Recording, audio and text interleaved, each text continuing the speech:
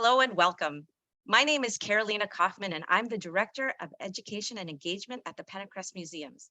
I'm delighted to welcome you to our presentation today, Tales from the Curio Cabinet, which is a companion program to our community exhibition program, My Collections, on view at the Museum of Natural History. Highlighting personal collections from across Iowa and beyond, My Collections aims to recognize that collecting not only happens in museum, but also puts community, personal voice, and interpretation at the forefront. I want to thank collectors, both past and present, who have participated in this exhibition and invite anyone in the audience or someone they know that would like to share in their love in collecting with us in future exhibits. Learn more about how to participate in My Collections at the following site, which will be in the chat.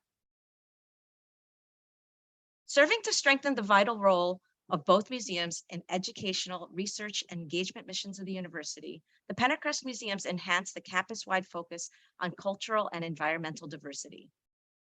In our mission and work in Iowa City and at the University of Iowa, let's take time to reflect, acknowledge, and respect the native lands we stand on and the many peoples that have lived here before us, not just for hundreds, but for thousands of years. For tribal nations like the Meskwaki, Sauk, and Fox of the Mississippi and Iowa, who continue to thrive in the state of Iowa, let's show respect and gratitude for their lands, communities, and cultural heritage. As a museum and university, it is our responsibility to ensure that diversity, equity, and inclusion are integrated in every aspect of our work and mission. This includes assuring that the way that we collect, exhibit, and educate on Iowa's cultural and environmental diversity and heritage are inclusive of all voices, expertise, and experiences. To learn more on the land that you stand on, please go to the following websites also in the chat. I would be remiss if I didn't extend our gratitude to the Office of the Vice President of Research, whose support makes all the museum's work possible. It now gives me great pleasure to share and present our panel today. Collector Sarah Pinkham is here. She is our Exhibition and Engagement Coordinator at the University of Iowa Libraries. She's sharing her collection of vintage chickens. Kevin Bieber is pharmacy practice specialist at UIHC. He's sharing in his British royal memorabilia, a focus on the reign of Queen Elizabeth II and also the 70th Jubilee.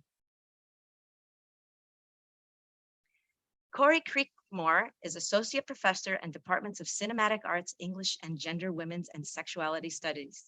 He brings his amazing collection of 3D toys and technology. Jeff Petit, Professor, Department of Family Medicine, is Associate Director of Office of the Consultation and Research in Medical Education. He has brought his delightful Me and My Spuds collection. We can't wait to hear about this one. And now I'm excited to pass on to our first collector, Kevin Bieber. I will stop sharing and allow Kevin to share. Welcome, Kevin. Thank you.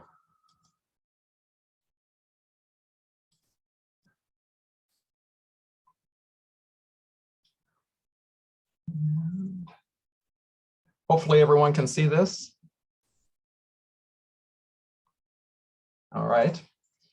So good afternoon, everyone. And my section today is going to be covering my collection of memorabilia associated with the British monarchy, and especially items associated or produced during the reign of the current monarch of the United Kingdom, Queen Elizabeth II, who began her reign 70 years ago, as probably many of you are aware because of recent Jubilee ceremonies started in 1952.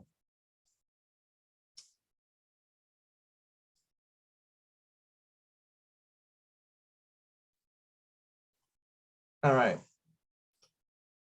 Now, my interest in this type of collecting actually began when I was in, well, junior high or high school, largely based on my interest in British history. I like to read biographies specifically, and when you're reading British and more specifically English history, you're often focusing on the kings and queens, obviously the rulers, and this goes clear back to the medieval era.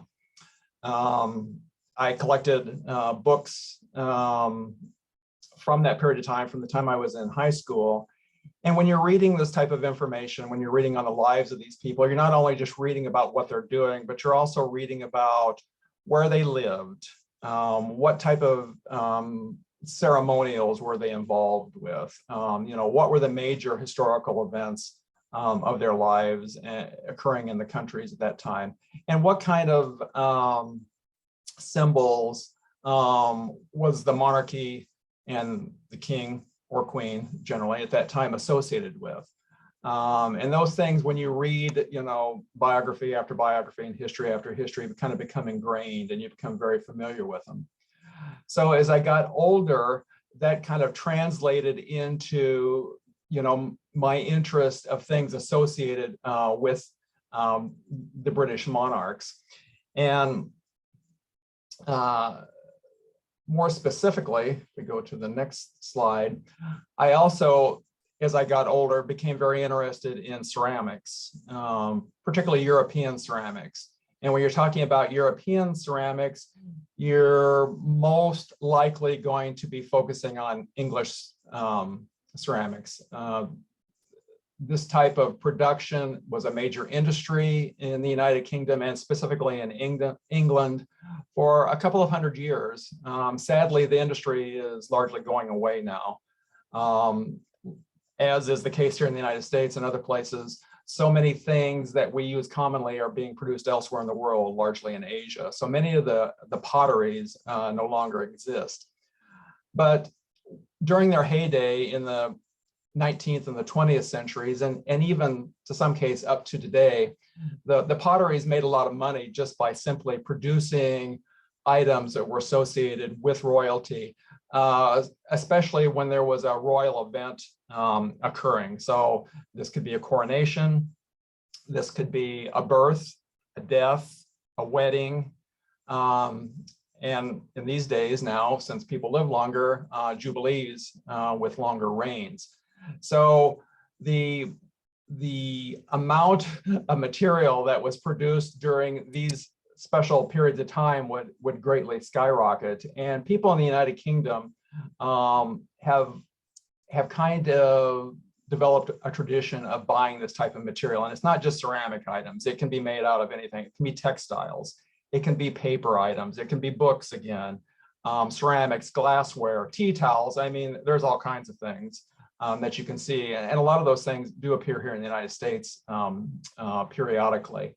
But again, my interest was in ceramics. And so I sort of used that as another way of being able to collect these items associated with, again, English and specifically the royal heritage.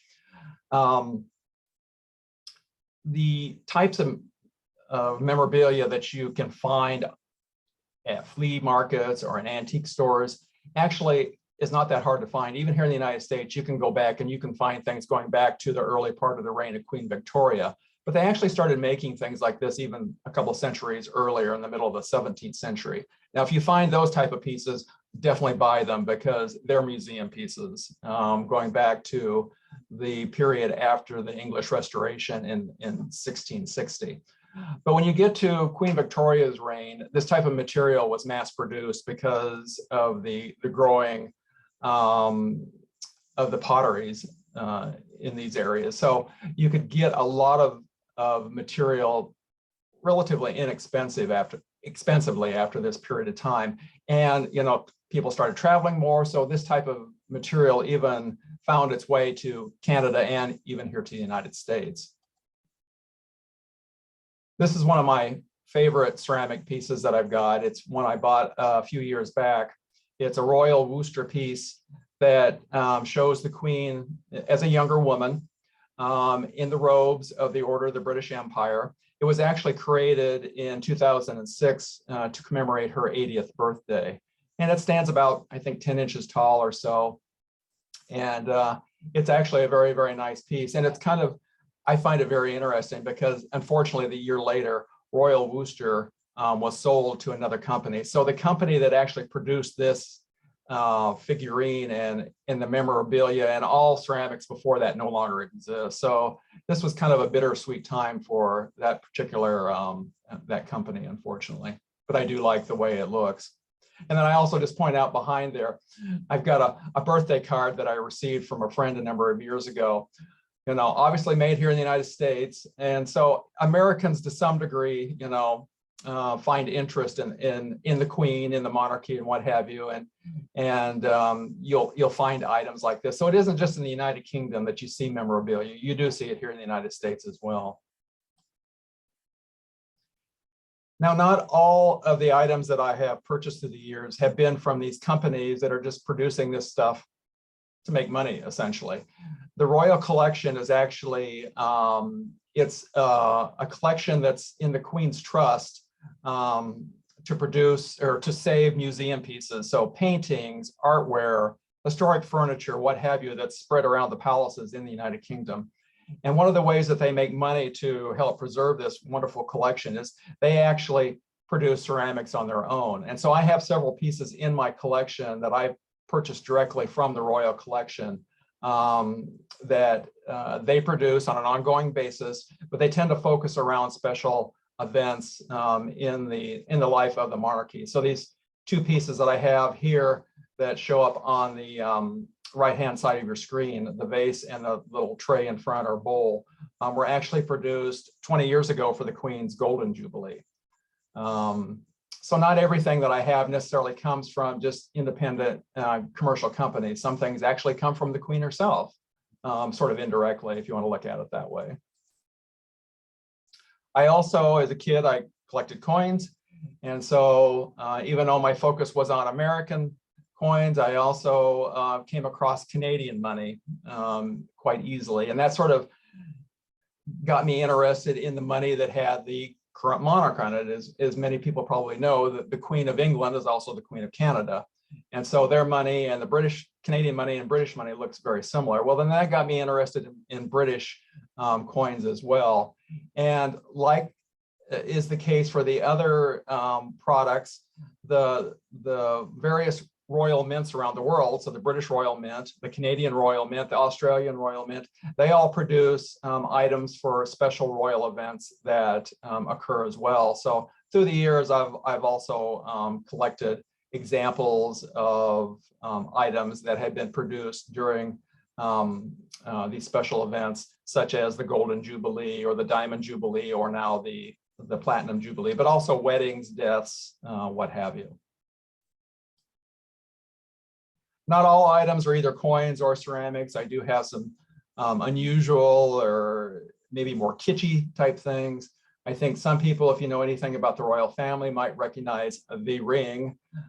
This is a copy of the ring that Prince Charles gave to Princess Diana in 1981 when he proposed, and she wore as her engagement ring. It later, after her death, went to her sons. It went to Prince William and Prince Harry. And they had an agreement between themselves that whoever got married first was going to be able to use it to provide to his fiancée. Well, William proposed first to Kate Middleton, and so the ring was used as her engagement ring, and it's still worn today. So a very valuable piece of jewelry with an interesting provenance, a lot more valuable than what mine is. Just how a quick view of how I display some of my items in my home, some of my ceramics, and then maybe more importantly, my collection of books that I have here. Some more odd things that I collect. It's interesting sometimes the things you encounter just when you're looking through catalogs and what have you that are associated with the British monarchy. So here's a regular deck of cards with kings and queens of England on them. And finally, I'll just show you the entrance to my home. As was pointed out earlier, this month was the Platinum Jubilee, 70 years of the Queen on the throne. And on Jubilee weekend, I do have a Union Jack, as you might be able to see behind me, or more properly, a Union flag. And so I did fly it that weekend to help support the Queen and observe her 70 years on the throne. Wow, thank you so much, Kevin. That was amazing. And also to share your beautiful home and how you've decorated it. Oh, you're welcome. Thank you so much for sharing. Now I'm excited to pass on to the next collector story.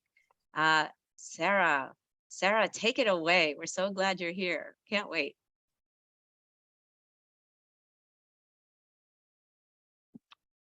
Well, hi, everyone. My name is Sarah Pinkham, and I'm the Exhibition and Engagement Coordinator for the Main Library Gallery at the University of Iowa Libraries. And today I would like to share my collection of vintage chickens with you. Had to throw that pun in there.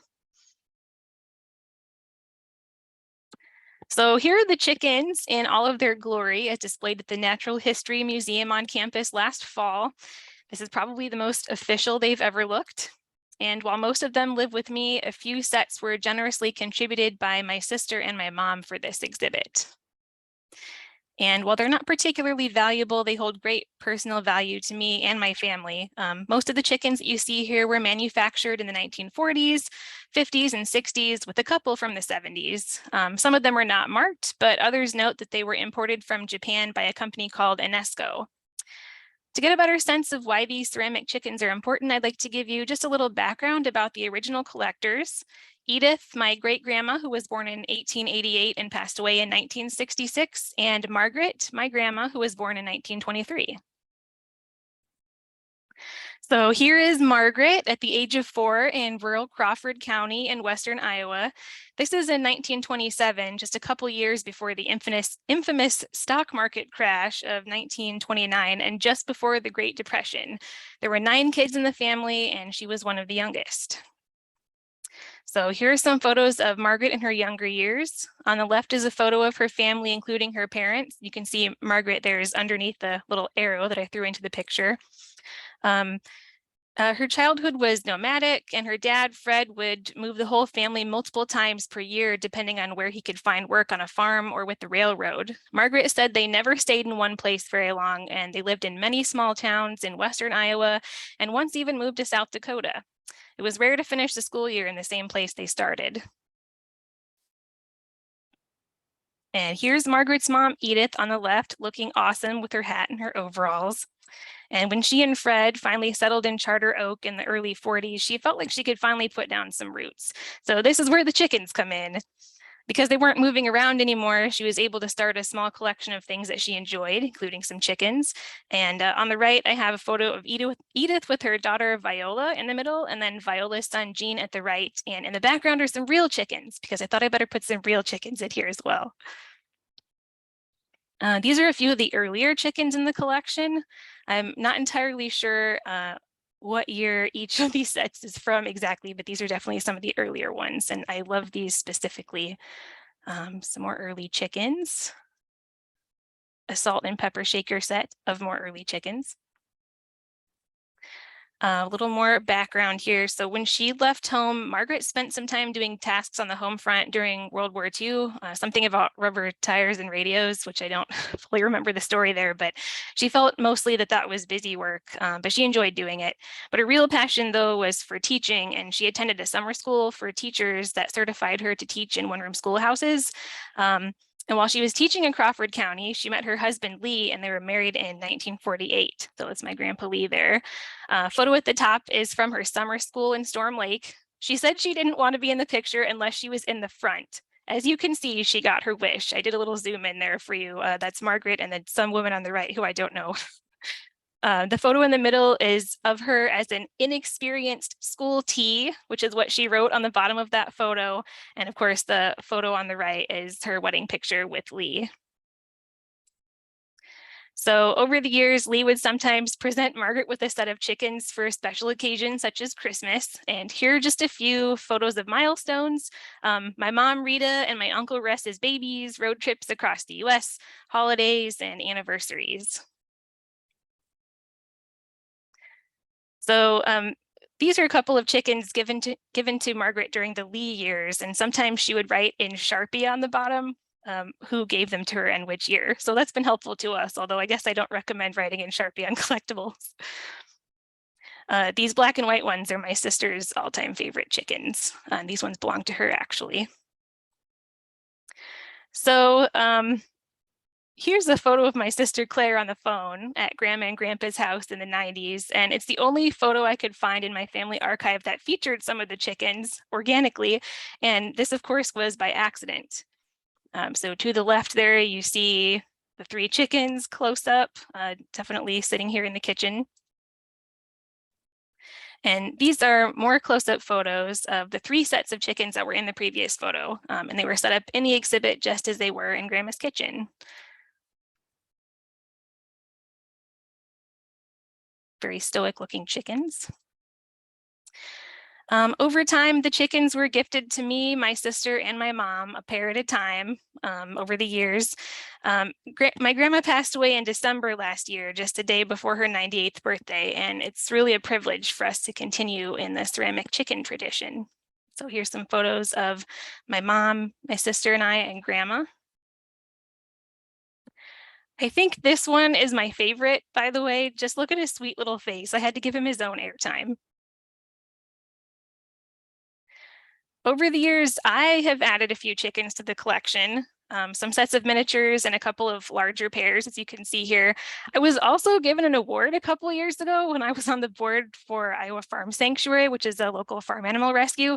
I am apparently the most likely to steal a chicken, which is the best possible award. So right now in total, the collection consists of 28 chickens, but it is to be continued as I find more chickens that suit the collection. So thank you for joining me today to hear a bit about Edith, Margaret, and our collection of ceramic chickens.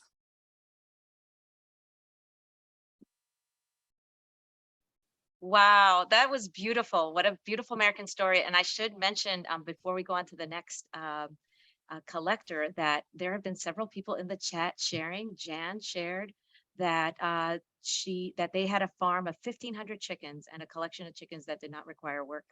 And also Deborah shared that she has a collection of ceramic chickens as well. So it's really great to hear that. If you do hear a story today, feel free to share whether it was your trip to England and a and a memorabilia you had or anything that you'd like. So we're so appreciative. Thank you, Sarah, for sharing a beautiful story of your family. I'm now excited to pass it on to Jeff Petit. Welcome, Jeff. Thank you, Carolina, and welcome everybody to the presentation today. These are very interesting and lots of interesting. Mine's going to be probably off the wall and crazy, but I'll try to share with you some of my story related to my collection of potato heads.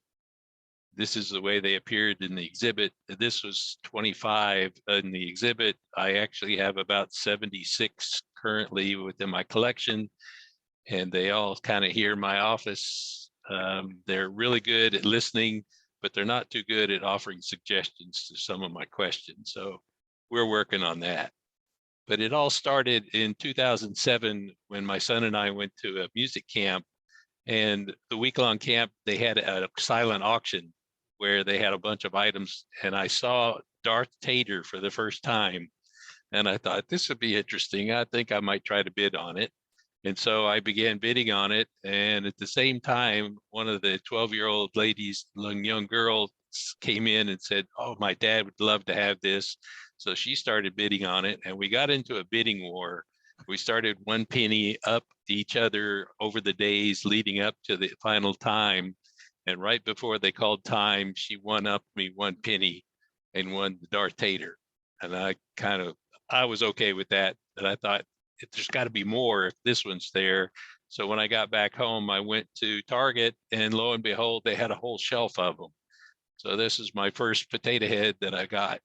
And since then, I've started looking at different ones. My prize collection is the Disney Star Wars collection.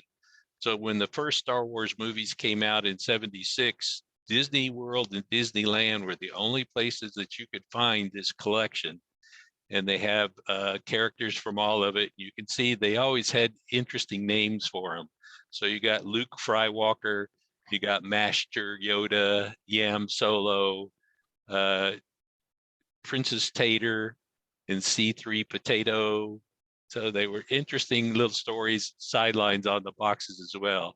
I keep them all in the boxes as a collector. My wife tells me this is going to be my retirement funding when it gets time to do that. But one of the things that I started doing was just looking and following and hunting for more and more. And lo and behold, there was a bunch out there that I did not know existed. So you can see here, Mrs. Potato Head, Buzz Lightyear, Doctor Who. There's even a double set with the Star Trek characters. And recently they've even come up with a line of scary or horror movies. So you can see this is Freddy, but there's also Predator and Alien and several others along that line. So I'm constantly looking for them. They usually come out related to a movie by Marvel or the CGI folks. So you can easily get those early on before they go on sale. And then once they go, some cases, the price of some of them starts to skyrocket. So that that first collection that I have of the Star Trek characters, some of those have really skyrocketed in price. If you were to go out and try to buy them, to get the whole set is going to be quite a bit of money if you're looking for that too. So maybe it will work with my retirement funding. I don't know for sure. So there's a few of them that have unique characteristics. So one of them is Taters of the Lost Ark. And in this one, you should see the hole in the top of the box. If you reach in the hole, you will get this. And if you keep pushing the button over and over again, it will go through the whole theme song for the movie. I have another potato head that not in the box, was given to me early on.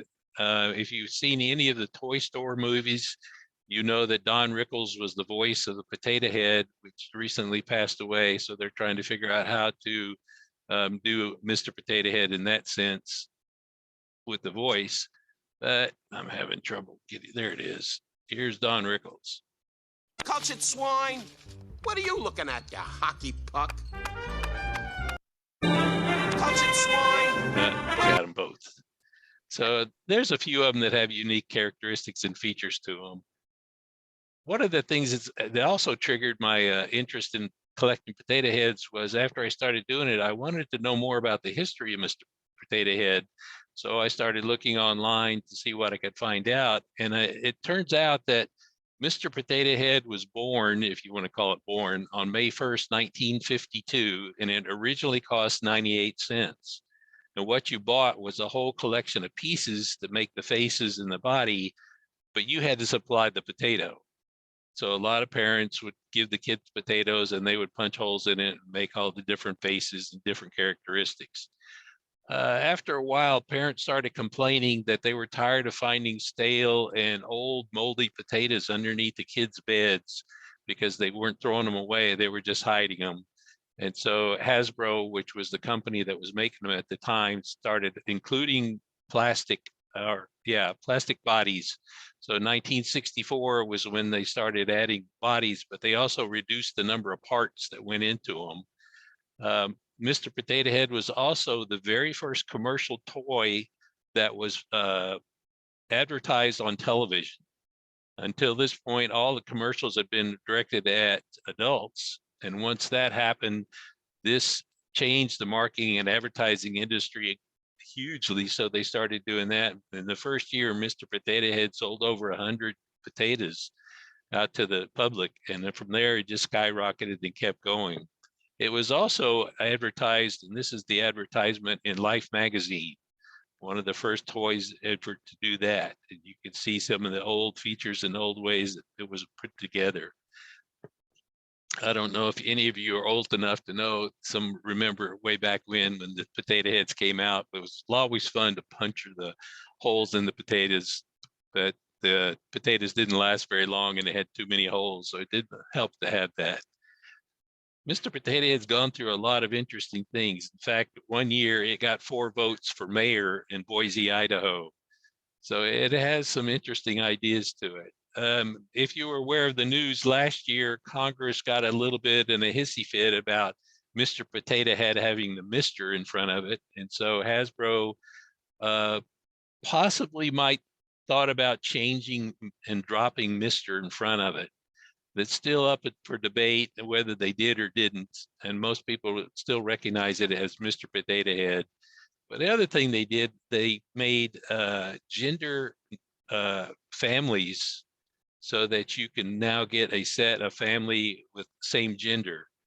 And they're trying to make it a little bit more related to society and the way things are going. So if you look, you can find little sets like this as well. So the collection has been fun. This is from my office. You can see all of the potato heads all in display. There's some behind me when I get to show my picture again, but they're just fun to play with. They're interesting. My family gives them to me for a birthday or for Christmas, as long as I can tell them which ones I don't have, to give them a little heads up. Prices range all over the place. If you get them when a new movie comes out, you can get them relatively cheap, but after a while they take off and go crazy.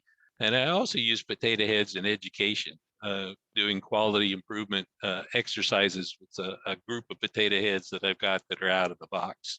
So it's not only for show, but also I can use them educationally. So it's been fun to collect them. It's been fun to see the names and ideas and stories. You can see over my shoulder behind me some of the potato heads that are here in my office. But I don't know. I keep looking for more and more, and there's more and more out there. So it's going to be a while before I get too far. I've got my newest one's going to be Dr. Strange as soon as I pick it up. So I've got a whole group here that it's always fun. Like I said, they don't offer a whole lot of suggestions, but they're good to look at. So that's it for me. Thank you, Carolina. I'll turn it back over to you. All right. Thank you so much, Jeff. That was so delightful. I think I'm smiling ear to ear. I had a Mr. Potato Head when I was little, and I had no idea how interactive they were in that regard. Like I had no idea about the sounds. That's new to me. And I just never knew about the history. So this is fascinating. What a great reflection both on American society and also how you use it in your practice. That's incredible. That's wonderful. Really, really great to hear. Thank you so much, Jeff. Yeah, and just so a reminder to everybody, my collections, even though Jeff, for example, is a past collector, you can still see his collection online. They are always going to be there on our website. And at some point, we'll have Joey, my assistant, put in the My Collections website so you could see those past exhibits. Thank you, Jeff. I'm excited to now turn it over to our last but not least amazing collector, Corey Kriegmer. Corey, take it away. And you need to share your screen for me. I ran into a technical glitch, and so let me in advance thank Carolina for helping me out. I'm going to be asking her to advance my slides for me. Thank you for the reminder. You're absolutely That's right. okay. Let me get back to that. And I'm happy to talk about my collection, as you'll see in a second, of 3D toys and technologies, I call them. Like Jeff, I try to justify my collection in part by bringing some of these into my classroom, but the truth is I really just sort of am fascinated by these things. I do teach film studies though, and these have some relationship as optical devices and optical toys to cinema, although, and many of you may know, there was a real vogue in the 1950s for 3D films, and it's kind of returned with much better technology now than was used in the past. And let me, allow me, I'll apologize, I am a professor, and if you'll allow me to be pedantic for 1 second or 2 seconds and do a mini little lecture here, and then I'll get away from it, I swear. As most of you know, but maybe don't always pause to think about, if you have two functioning eyes, you see in binocular vision, you see in 3D, which means, among other things, you see depth. With the rise of photography and then cinema after it, a kind of curious thing happens. We can actually capture the world, we can photograph the world, we can then film the world in motion. But for most of those histories, those have been flat, still objects, they're 2D. And so we created a whole system of, change the world that we could photograph it and film it, but it meant we didn't see these things in the way we actually see the world. And so there's been a long fascination. Even the ancient world understood, we had some understanding of the optics of how we align our two eyes that are not quite together. They need to be separated, and that allows us to see in 3D.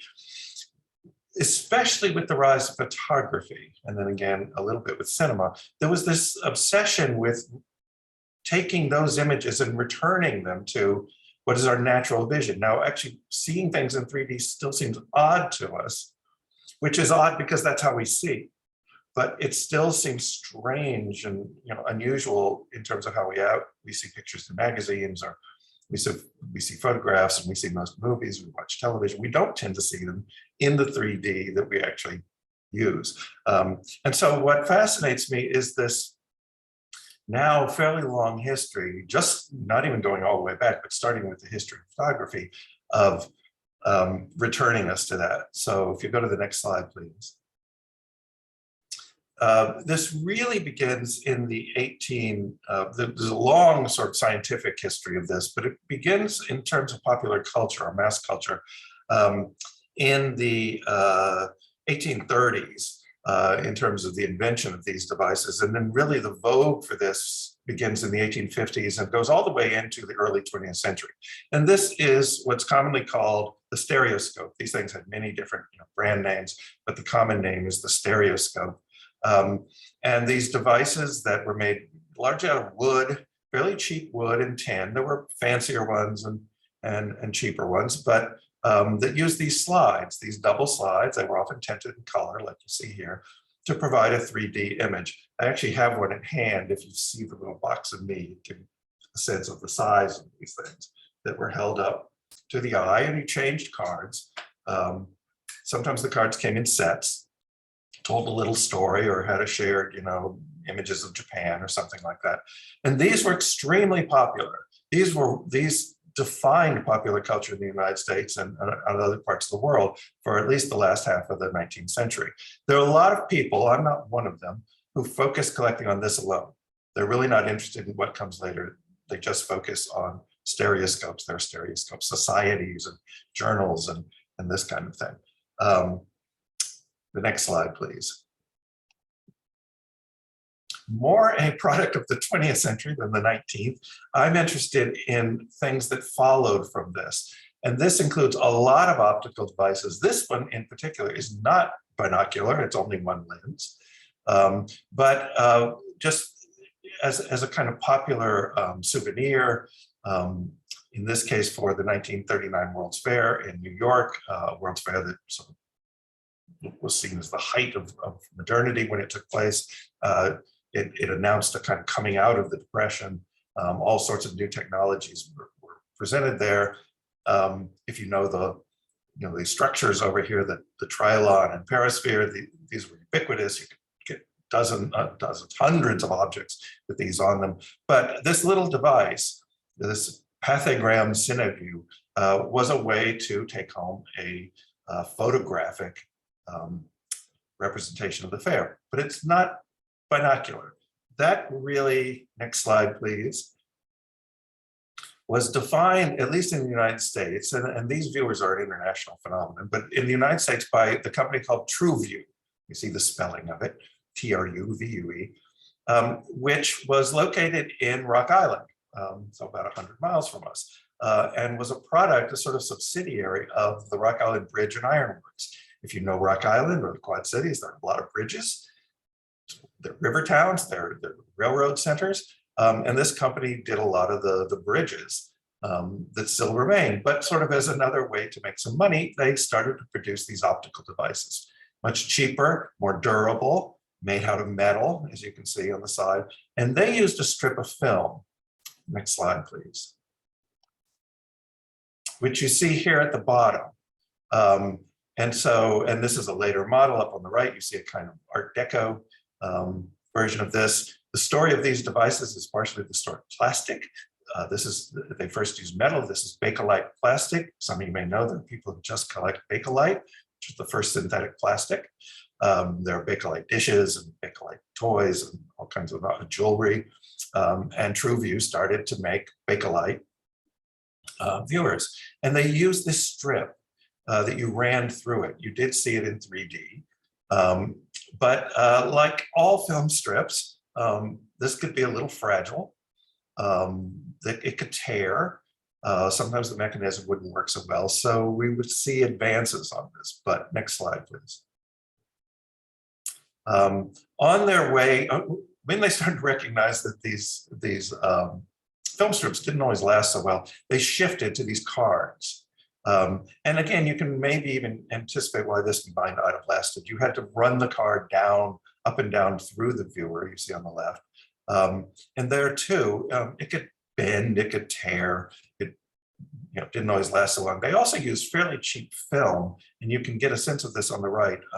Some of you may know, older film often turns pink. Color film would often, the color would be lost. And so it's very difficult to find these in good color. You can find them, but the color is almost always gone. So that's the story of TrueView quickly. The next slide, please.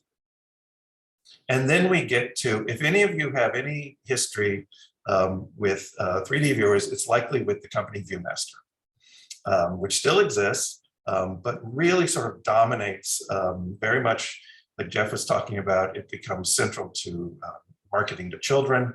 It's found everywhere through the last half of the 20th century.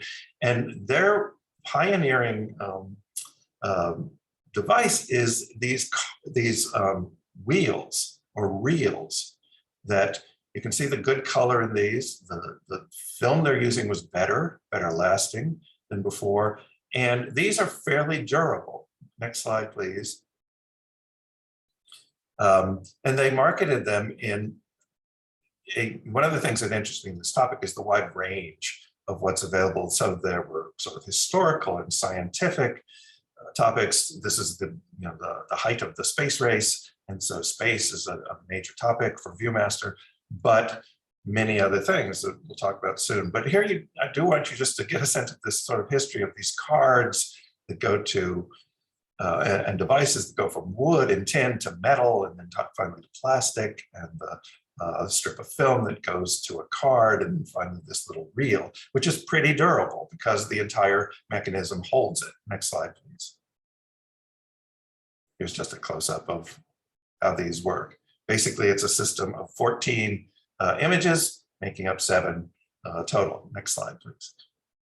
And here's an example. There's a wide range of ViewMasters, although there's a fairly similar design on the right. I'm guessing if any of you know these, you know something like the devices on the right. The big one has sound that it plays. But the first ViewMasters, this was a company in Portland, looked like the one on the left, which I actually like. It looks very science fiction-y to me. And you can sense the circle held the reel inside. These didn't work so well, however. The mechanism was metal on top, tended to rust. It's hard to find these now that work.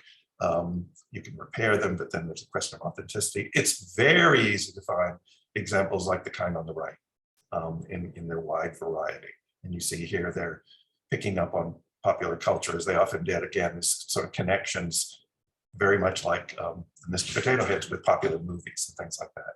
Next slide, please. In 1951, ViewMaster purchases TrueView. TrueView is kind of on the way out, and ViewMaster buys them. The real acquisition there, they didn't really want to do TrueView viewers, but they got Disney rights. TrueView had a connection with Disney. ViewMaster got that. And so Disney examples like Bambi here became some of the most dominant sellers. And ViewMaster became a major part of the theme parks. Next slide, please. But they also like to present, there was a series of every state, and here we are. And you might be interested to look on the right and see what was highlighted among things. Hoover's birthplace, we also get some hogs, of course. We do get the state capitol, this range of things that were meant to highlight Iowa to people from around the country and maybe even around the world. Next slide. These devices were used for education. We now tend to think of them as mostly used for entertainment, but there's a long history of them being used medically, scientifically. And one example I have that's in my exhibit is this series of cards you can see on the box, the fairly cheap little plastic device used to train medical students in views of the heart. Next slide.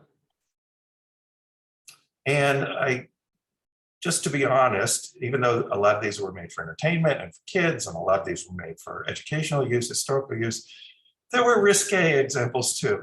And so TrueView released a series of these collections of striptease dances. Sally Rand, famous for her fan dance, and Gypsy Rose Lee, famous, if you know the musical Gypsy, famous stripper. So every now and then these veered into a little more adult material. And next slide. And this also resonates with something Jeff pointed out about the move to be a little more inclusive among toy manufacturers. Viewmaster was pretty good at recognizing what was going on in popular culture. And some of you may remember Julia, a TV sitcom, which was the first TV sitcom to feature an African-American lead character. And so, among other things, they released this collection. They did a lot of TV shows of Julia. And if you look at the card on the right, I will just note that when I was a child, I didn't know anyone else named Corey except for me. But Julia's son was named Corey Baker. So this was the only other Corey I knew as a child. Next slide. And that's my presentation of viewers. Thanks for listening. Excellent. Thank you so much, Corey. Wow, that was a trip. I feel like we've gone around the world and back in time, like in a time machine. So thank you so much. I want to just let you guys know, and forgive me because I will just go ahead and fast forward here if I can. See if I can. Oh, this is stuck, so I'm going to go back. Just to let you know of a few upcoming programs coming up before we go to Q&A. This Friday, we have a tree tour program at the Pentacrest Museums, and that happens on certain Fridays each month. I welcome anybody to attend. We have our tree tours this Friday, and then the following, there's dates there. We'll provide links in the chat to those and other programs that we're providing, like Art and Write Night. Of course, My Collections is right here. So if you're interested in, if you have a collection that you want to share, we would love to see them. We would love to have you exhibit here at the museums and share your voice. You just click here on My Collections and you can see both our current collectors, our past collectors, and a submission to collect, to participate right here. And we also have our exhibition pages with our newest exhibit, the one then and now, the 175th years on the Pentacrest, commemorating 175 years here. Please come to that. That's wonderful. And we have new museum open hours Wednesday through Saturday, 10 to 5. And again, I am going to have my trusted education assistant to share those connections. I'm going to stop sharing now and open it for questions. Again, let's all give a virtual hand, huge applause to everybody who has presented today. And also thank you, collectors, for being part of this wonderful series exhibition program, My Collections. Now, let's see, we do have a question in our Q&A towards Kevin. Kevin, is there a piece you wish you had in your collection, an item you've been looking out for? I like this question, Liz. Thank you. I may apply the same question to other collectors on the call who would like to share. Sure. As I mentioned, I also collect coins and medals that have to do with the events of the monarchy through the years. And one of the things I do look for are they're known as crowns. Kind of the equivalent here in the United States would be like a silver dollar size coin and what have you. And so I have coronation crowns from obviously the Queen in 1953. I have one from her father, King George VI, in 1937. One that I would really like to have is one from the Queen's great-grandfather, King Edward VII, which would have been produced in 1902 after the death of his mother, Queen Victoria, the year before. They're out there. They're very hard to find, though. They're very expensive. And the one from that period of time, so we're talking a little over 100 years ago, is actually quite lovely. King Edward VII kind of had a very interesting profile. By the time he was king, he was an elderly man, actually, for that period of time, especially, and he had a very recognizable profile. And so I would like to get one of his crowns if I could ever find one that was, you know, in decent shape, and I felt like I didn't have to, you know, sell my house to be able to get it. So that would be one thing I would really like to be able to find.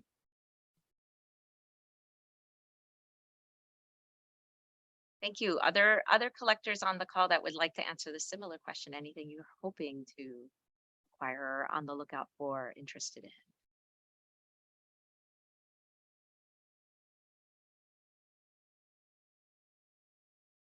Okay, no, that's okay. We know some of these things come as they come, but I think Jeff, you did mention that you're on the lookout when, what was the name of the character that's just coming out with the movie? Well, I'm getting Doctor Strange, which Doctor is coming out Strange. with some movies, but there's a whole bunch of other movie characters that are out there that I'm still, you know, drooling over. I don't want to break the budget to try to go after all of them, but you know, I'd love to add them to my collection.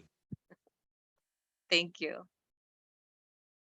Let's see, do we have any other questions? We do have another question. Let's see, let me just think of the Q&A.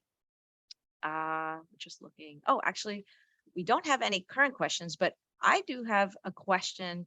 I'm curious to know what people in your circles or your family think about your collections. And I know that for Sarah, this is a very personal thing. So this is in the family, and you shared that so beautifully. But but you can also answer like other reactions, either from guests that come to your house or anything like that. I'm curious. Well, for me, it's usually just, oh, look at all those chickens. That's pretty much the reaction. They have their own display cabinet in the dining room.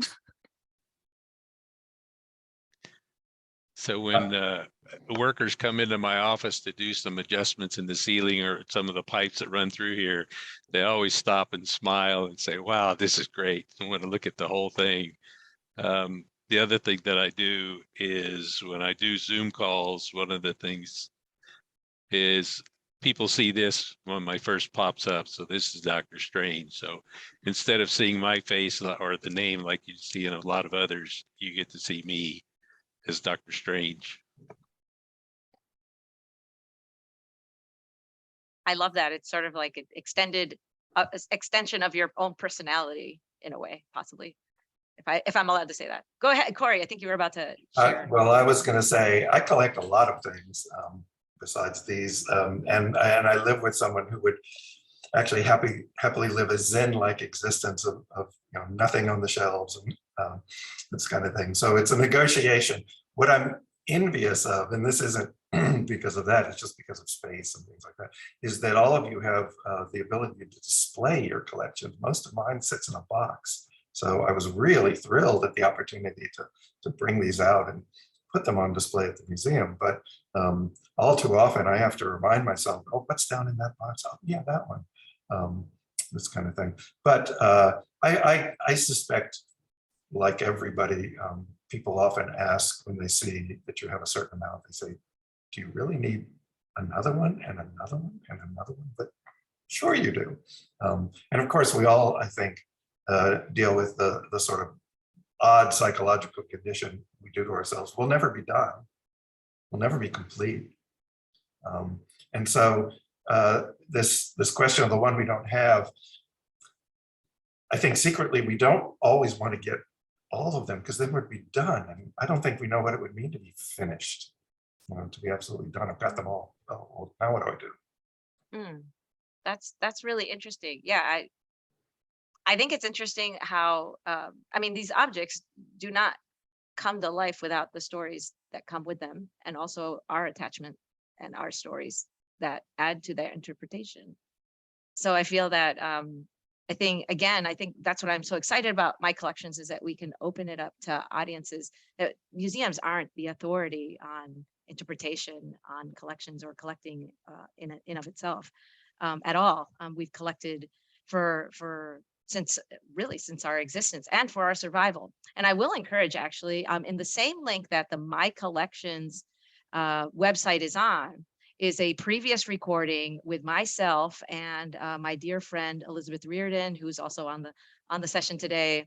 She and I presented on the art of collecting and why we collect, what makes us collectors by nature, and also thinking about it neurologically.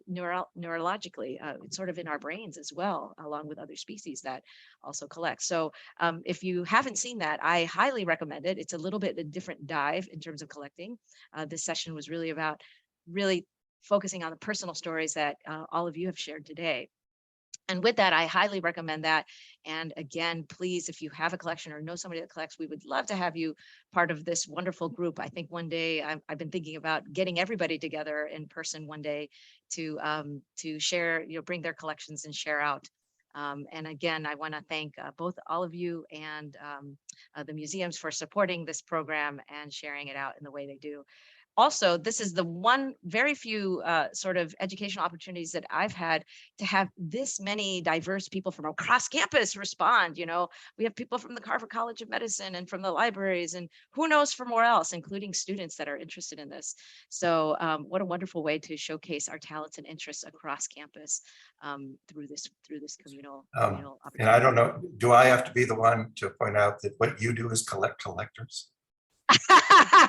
I love that. Thank you. I never thought about it that way. Yeah, I guess that, yeah. And we're ready. I'm ready for as many collectors as we want to try to help tell your story. Please join us in my collection of collectors. I love that, Corey. Thank you. Well, with that, I'm going to say thank you. We're going to end the session, but I do welcome any final questions, comments in the chat, praises to our guests today. And thank you again, Joey, my assistant, and Liz Crooks, who's the director of the Pentacrest Museum. She was on hand just in case anything happens with Zoom, but we are so glad that they could be here and everybody on the call. I will stop the recording on this session, and thank you again for coming.